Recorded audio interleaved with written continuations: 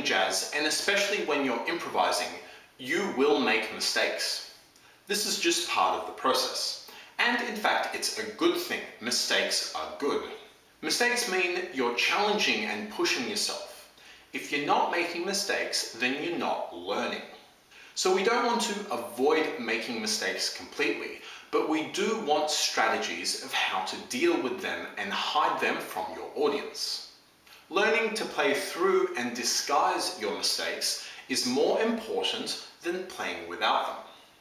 So in this video, I will discuss a few simple mistake recovery strategies that will allow you to hide any mistakes that you make so that no one even notices. So here we go. Strategy number 1. If you make a mistake, repeat it. That way, people will think you did it on purpose.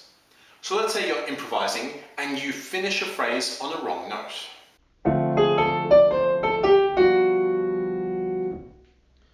Crap, that sounds horrible. That completely clashes with the harmony. That was a mistake. Oh well, repeat it.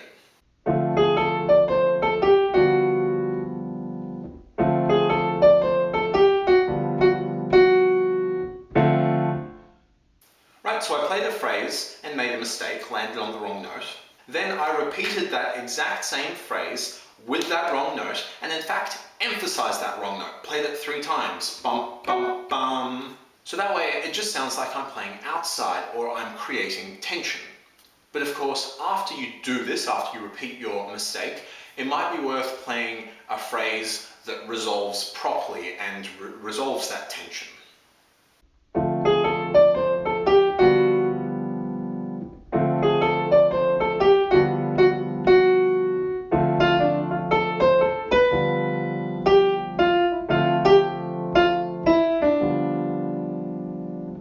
Right, so I made a mistake, and then I repeated and in fact emphasized that mistake, but then I played a few phrases that correctly resolved the tension over the particular chords I'm playing, and so it didn't sound that bad. In the scheme of the whole little improvisation, or the mini improvisation I just did, that was just me creating tension. That wasn't really a mistake.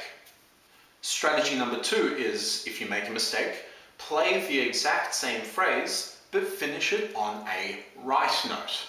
So that way you've got an element of repetition, so it sounds like, oh yeah, cool, he's just repeating it. Clearly that was intentional if he's repeating it, but then resolve it correctly.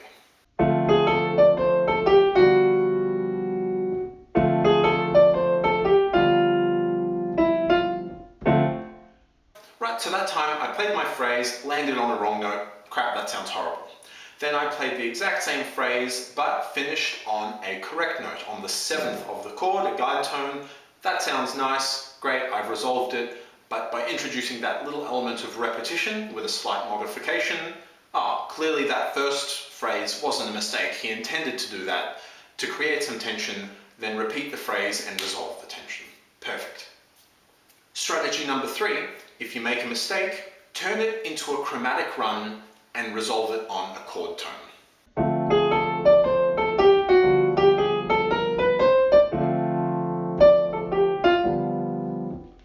So this time I played my little phrase, hit that wrong note, but immediately turned that wrong note into a chromatic run, and then resolve it to a note in the chord, a chord tone, in this case the 5th of the chord. And in this way, I've completely disguised the fact that I've made a mistake. It doesn't sound like a mistake anymore. Again, it sounds like a little bit of tension that I've introduced that I immediately resolve by doing a chromatic run to a chord tone.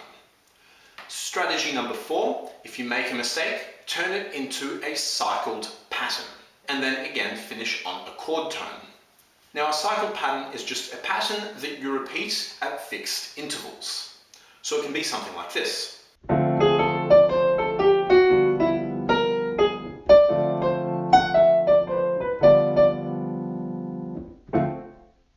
Right, so again, I played my little phrase,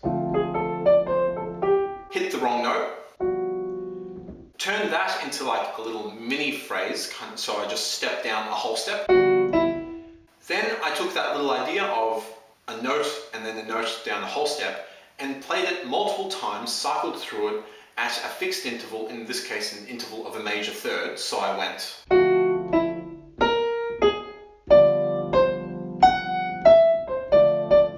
And then eventually come out of that little cycle pattern and finish on a fifth or a root or whatever I landed on there, but a chord tone. Right, so you create a little pattern that uses wrong notes, then repeat that wrong note pattern at fixed intervals. That creates a bit of structure to your wrong notes, so it doesn't sound like they're accidents or mistakes anymore. It sounds like they're intentional, again, like you're creating tension. And then again, resolve it out to a chord tone. And finally, strategy number 5, keep playing wrong notes and eventually resolve to a right note. And if anyone asks, just say you are playing using either atonality or polytonality. And hopefully throwing a bit of jargon at them will confuse them enough so that they don't ask any follow-up questions. So doing that could sound as follows.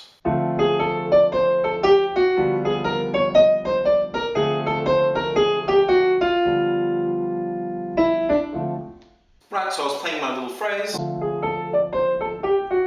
hit a wrong note, hit that black note sounds terrible, so then just stick with it, commit to the wrong note, and just start playing lots and lots of other wrong notes, lots of other black notes in this case.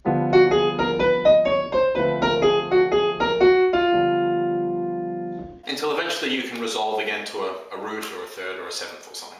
So the important thing here, and the thing that all of these strategies have in common, is that you just have to keep moving. If you stop, if you hesitate, if you kind of flinch, people will realize you made a mistake.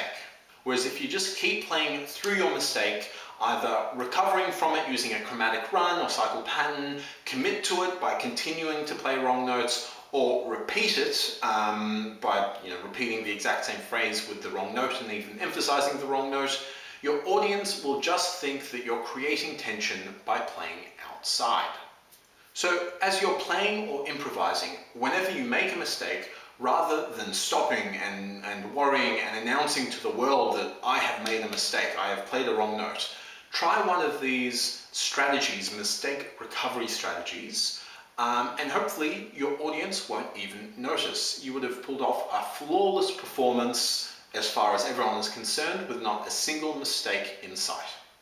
Cool, thanks guys, see ya.